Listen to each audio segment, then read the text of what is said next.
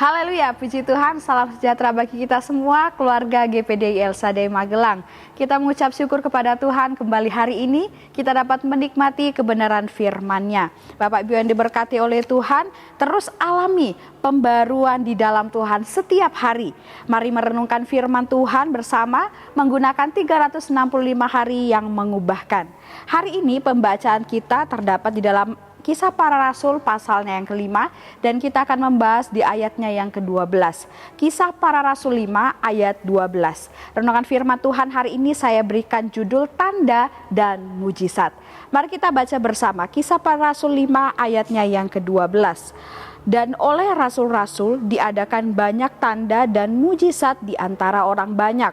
Semua orang percaya selalu berkumpul di Serambi Salomo dalam persekutuan yang erat.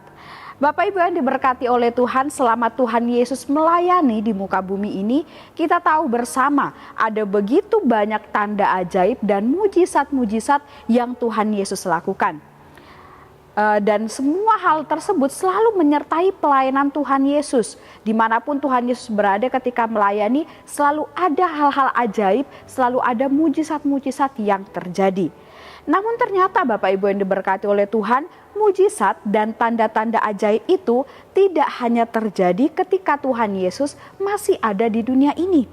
Tetapi ketika Tuhan Yesus sudah naik ke surga pun, mujizat dan tanda ajaib itu tetap berlangsung di muka bumi ini, bahkan hingga saat ini. Salah satu buktinya kita dapat melihat dalam kisah di perikop ini yang menjadi bahan renungan firman Tuhan kita. Mari kita akan bersama-sama mempelajari kisah ini menggunakan OIA dan kita akan menemukan berkat-berkat Tuhan di dalamnya. Yang pertama, yaitu observasi. Kita akan melihat dari kisah ini yang pertama, siapa yang terlibat di dalam peristiwa ini. Dalam peristiwa ini ada dua tokoh utama yang terlibat, yaitu rasul-rasul dan semua orang yang percaya kepada Tuhan Yesus di zaman itu. Memang ada tokoh-tokoh lain dalam kisah ini yang dituliskan, tetapi yang berperan utama yaitu adalah rasul-rasul dan semua orang percaya.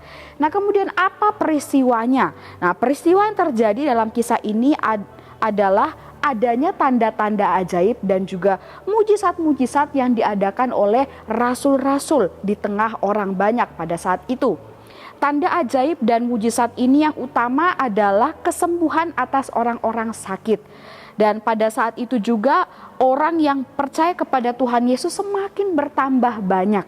Nah, kemudian Bapak Ibu kita akan melihat mengapa peristiwa ini dapat terjadi. Ya, kita tahu bersama bahwa mujizat dan tanda ajaib hanya dapat terjadi dengan kuasa Tuhan, dari kuasa Tuhan.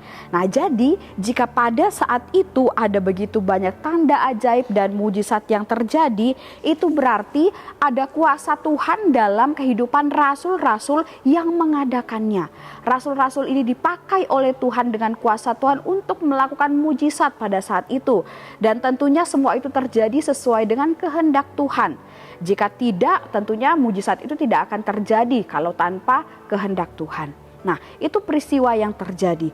Nah, di mana peristiwa ini terjadi? Peristiwa ini terjadi di Serambi Salomo. Ketika orang percaya itu datang berkumpul, mereka bersekutu, dan ketika mereka membawa orang-orang sakit, mereka juga meletakkannya di jalan raya. Itu yang dikatakan dalam firman Tuhan ini.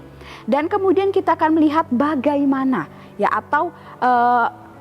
respon apa? Ya, di sini kita akan melihat ada berbagai respon atau sikap yang dapat kita temukan dari orang-orang yang terlibat di dalam peristiwa ini.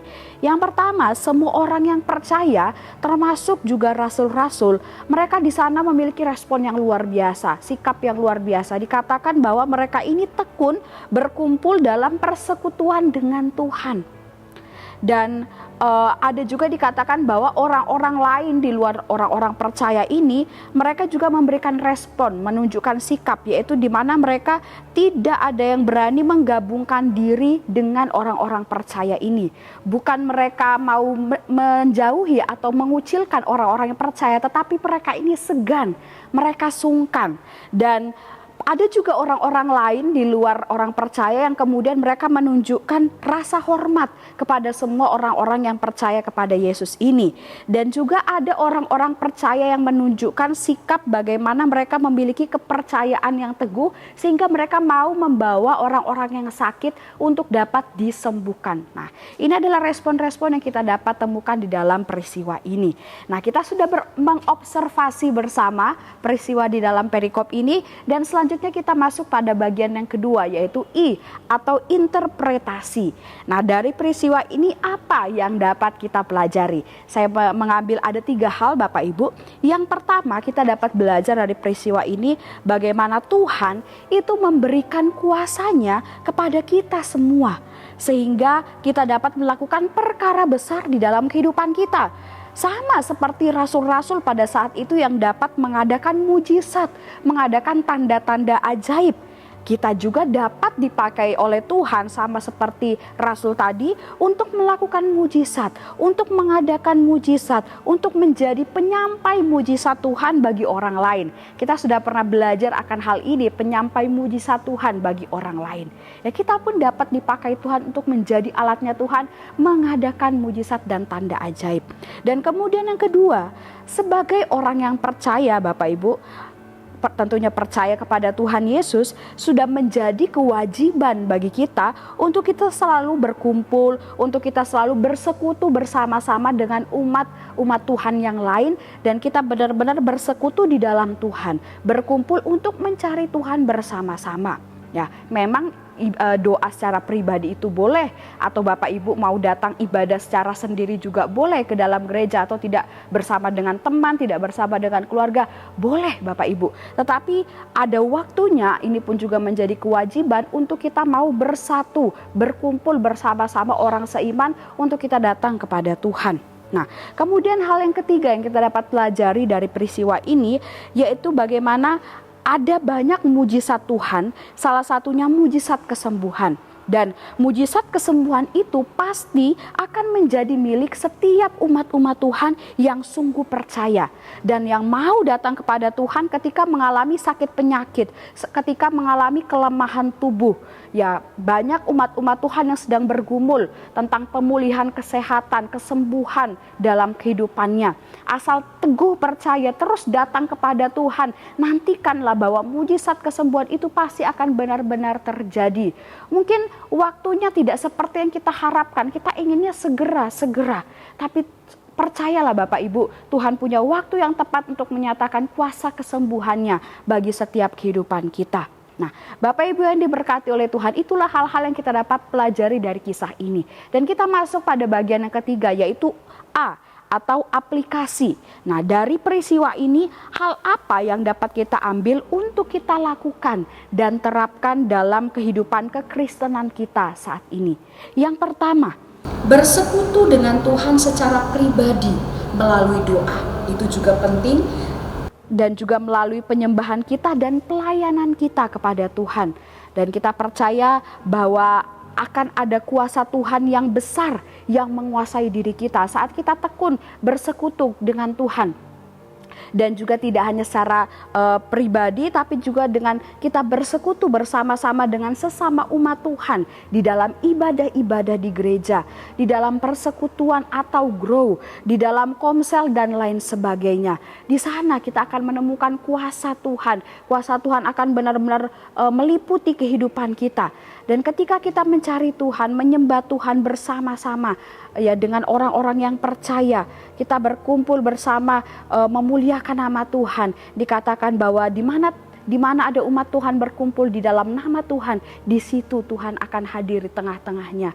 Oleh sebab itu, mau kita datang kepada Tuhan, menjadi kerinduan kita selalu bersekutu dengan Tuhan. Ya, dalam ibadah kita, dalam doa kita, dalam grow yang saat ini sedang kita laksanakan kembali di tahun 2024 ini. Dan kemudian hal yang terakhir yang menjadi aplikasi atau hal yang dapat kita terapkan dalam kehidupan kita. Jika ada dari kita yang mengalami sakit penyakit, kelemahan tubuh, sudah menjadi satu hal yang wajib bagi kita untuk datang kepada Tuhan Yesus, berdoa, berseru kepada Tuhan dengan penuh iman kepadanya, maka kesembuhan itu pasti terjadi sesuai dengan waktunya Tuhan yang terbaik. Nah, Bapak Ibu yang diberkati oleh Tuhan, dari renungan firman Tuhan hari ini kita belajar bersama-sama. Tanda ajaib dan mujizat Tuhan akan terus menjadi bagian dalam kehidupan umat-umat Tuhan yang sungguh-sungguh percaya kepada Tuhan Yesus dan yang hidup di dalam kebenarannya. Dia Allah Immanuel, Allah yang menyertai kita, maka kuasanya pun juga akan menyertai kita semuanya. Puji Tuhan, Tuhan Yesus memberkati Bapak Ibu saudara-saudari semuanya. Terima kasih telah mengikuti Renungan 79, kiranya dapat menjadi berkat bagi kita semua. Bapak Ibu saudara-saudari yang ingin doakan untuk pokok doa tertentu, ataupun ingin menceritakan kesaksian baik mujizat kesembuhan, pemulihan masalah keluarga dan lain-lain, dapat disalurkan melalui chat WhatsApp di nomor 0813 2742 0088. Mari kita akhiri renungan ini dengan berdoa.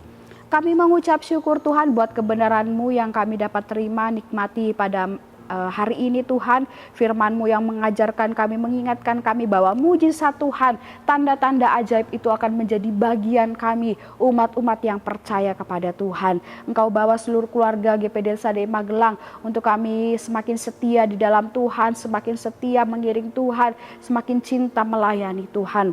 Terima kasih Bapak Tuhan, tolong keluarga GPD LSAD Magelang menyukai firman Tuhan dan merenungkannya siang dan malam.